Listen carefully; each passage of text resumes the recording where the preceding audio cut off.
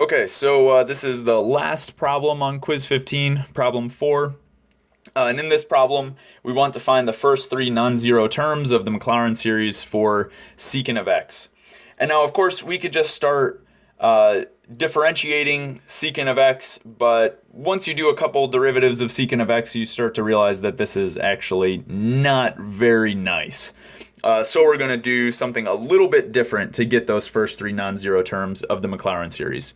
Because what we know is if we find any power series representation for secant of x, this is in fact the Maclaurin series, right? If it's centered at 0, of course. Okay, and that's by the first theorem that we talked about in section 8.7. So what we do know about secant of x, since we don't already know its Maclaurin series, is we know that it's equal to 1 over cosine. And we do know the Maclaurin series of cosine of x. So this is 1 over our power series for cosine is n equals 0 to infinity, negative 1 to the n, x to the 2n divided by 2n factorial. Right, so I'll write out a few terms here. I actually only need to write the first three terms, and so that's what I'll do. So this is 1 minus 1 half x squared plus 1 over 4 factorial, so it'll be 24, x to the 4, and then minus some stuff that all has powers higher than 6. Okay, but either way, now what we're going to do is try to divide these two things. So I want to divide 1 by this power series. And so this is our really long division, right? I'm dividing by infinitely many things.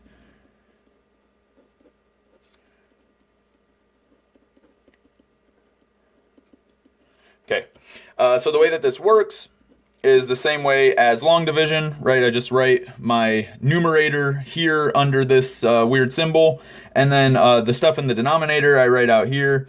My 1 minus 1 half x squared plus 1 over 24 x to the 4 minus, a bunch of stuff that I don't really care about. And so essentially all I'm trying to do now is cancel 1 with the first term here. So I have 1, I need to multiply 1 by 1 to cancel 1. It seems so silly, but either way, we write it out. Right, so when we multiply this power series by 1, well, I'm just going to get exactly that power series back. No issue there. Okay, and now I need to subtract this stuff from that 1.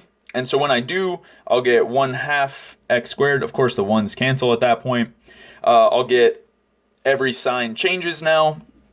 So I'll get 1 half x squared minus 1 over 24 x to the 4th plus some stuff that I don't really care about. Okay, and so now what I'm looking to do is cancel this term, 1 half x squared, with my first term here, which is still 1. So I'm going to add 1 half x squared.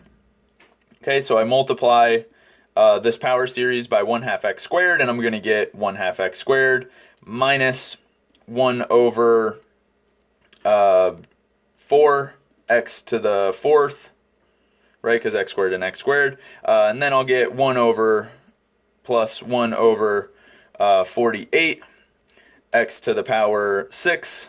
And in fact, I don't even need to write that term because it won't actually come up in my computation because I only need the next term, right? First three non-zero terms. Either way, at this point, when I do my subtraction, the 1 half x squareds cancel. So now I'm looking to do 1 over 4 minus 1 over 24. But in fact, this is 6 over 24 minus 1 over 24. So this is just 5 over 24 x to the 4th. And plus some junk. I don't really care what that stuff is or even the sign of it. Because now all I'm looking to do is cancel this term. And the way that I'll cancel that term, since my leading term is 1, I have to multiply by 5 over 24 x to the power 4. In general, I get more stuff, but I'm only writing the first three terms. And so, of course, these terms will cancel now.